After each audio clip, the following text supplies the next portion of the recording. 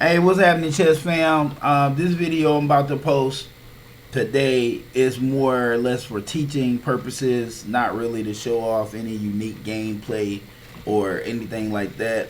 Just the word to the wise. You see an opening, you like the opening, maybe it got done to you. But when mind you, I'm trying to build this particular my blitz. Will build my rapid rating up at least to where my blitz is, and it's been a long journey so far. I mean, a lot of these guys are at this level because on my rapid, I don't play it very often. I'm only a 1452, but my blitz is over 1600, so I know what I'm doing. But these guys like to play a lot of trap chess. And I really miss playing blitz because I see some really nice moves, nice lines, and different openings, and I'm learning. But I still want to get this profile built up. So that being said, let's get into this game. Okay, so this guy's playing a pretty decent opening. He's trying to play the Queen's Gambit opening, and I take the pawn, so it's Queen's Gambit accepted. And he brings the queen out. I play knight to f6, which is not a common move. Now, the common move, it took him forever to make a move right here. Why? Because he's memorized the opening. He's used to certain situations. That's why whenever I'm talking about an opening on the chess channel, I tell you, hey, look, you may see this, you may see that, you may see this, so you guys kind of know how to react to it and give you some ideas. You can't play the way I play. I can't play the way you play because I play very unorthodox. That's probably why my rating will never get higher than 1750. That's the highest the highest I've ever been was 1825, but I'll never get in the 2000s, and I'm cool with that. But I like the way I play chess. I never had a chess coach, and maybe that's the problem, but I'm older. I don't really care. I love playing the game. Ratings, that they mean a little bit to me, but not a whole lot. And I'm not trying to be the next Bobby Fischer or anything like that. I just enjoy chess. I'm addicted to it.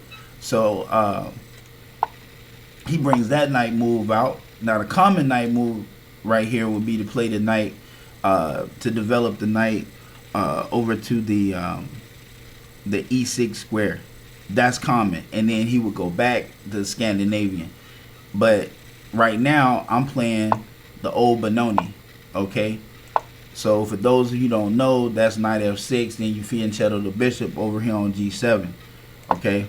So now let's look at what he wants to do. So what he wants to do is use the queen to trap queen's trade off, get into a nice little slick end game, or wreak a bunch of havoc with this knight right here because you got a queen and knight combination attack. Now you got the bishop involved, which is pinning. But see, when you play the old Benoni against this, you castle, so there's no pin right here. And now I can kick the knight. I can kick the bishop out of the way. But do I really want to kick the bishop, or do I just want to open up some lines? I don't care about that bishop being there. What is the bishop doing? The bishop is doing absolutely nothing. If you want to know the truth, the bishop being there after our castle is stupid. But the player doesn't know that. Why he doesn't know that? Because he doesn't know how to play this opening all the way through. He's learned this opening. He's learned the moves, the move order, but he doesn't understand the theory behind the moves. That's why he's going to have such a hard time dealing with me.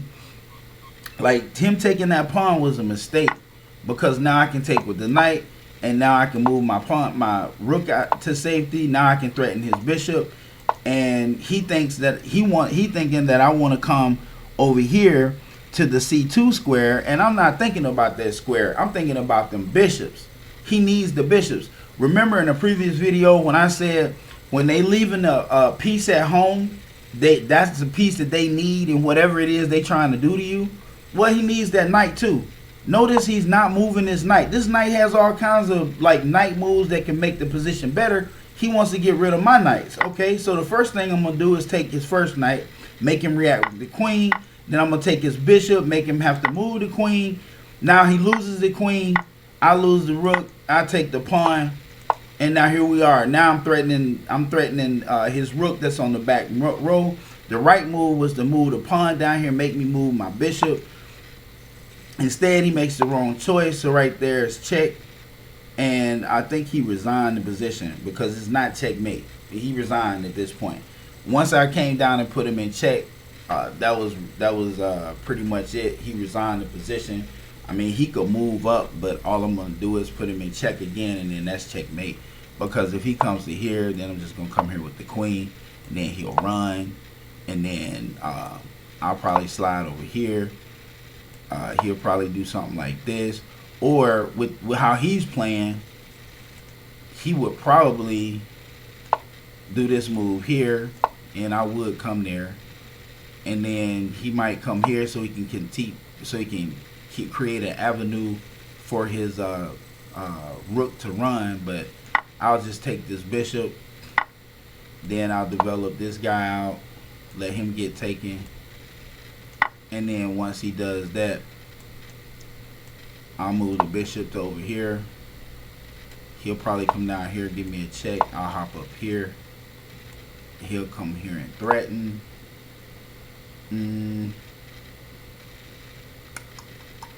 I will block with this and blocks his king in. Now he can't really properly protect his king. So you probably bring the knight into play.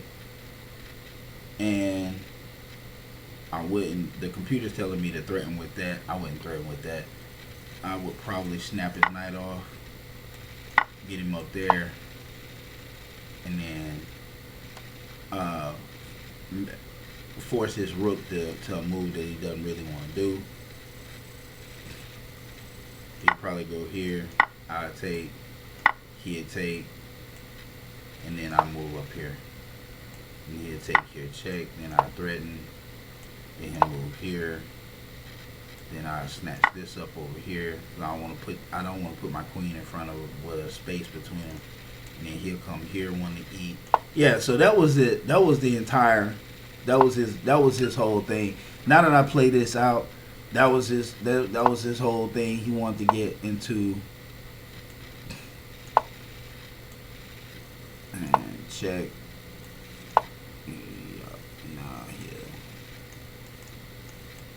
Now I can protect this.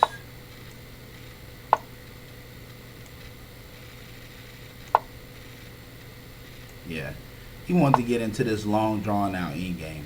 That's what he wanted to do. Because if you see now, he would have had, but he resigned. But if you see now, based off just moving how the computer said for me to move and how the computer said that a really good player would move, he's created two pass pawns. I've got a king over here with two block pawns and a king blocking that file right here. So had he not resigned, I doubt that he would have made the right moves, because he wasn't making the right moves. That we could have possibly got into an end game, because he wanted to trade off queens once he had his pieces in a position. So you might want to be careful if you're not that good in the end game. I'm still working on the end game. The middle game is my strongest points, because I use a lot of tactics. My end game is fairly decent, but I need to work on it some more, and maybe I'll go up a little higher, get it closer to 1900. But that's what I wanted to point out. If you want to play an opening, don't learn trap openings.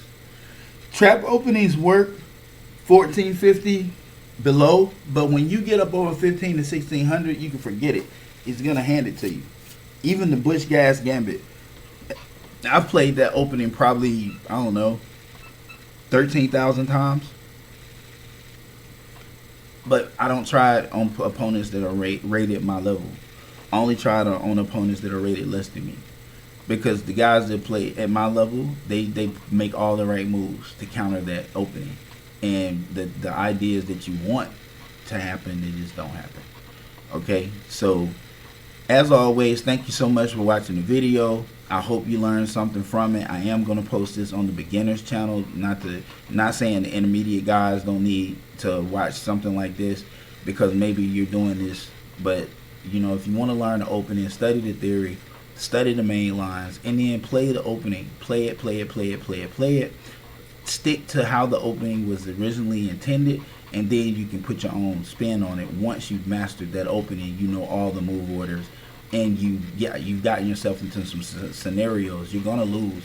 Like, you're gonna lose games, you're gonna make mistakes, you're gonna blunder pieces. You're gonna do that, especially when you learn a new opening.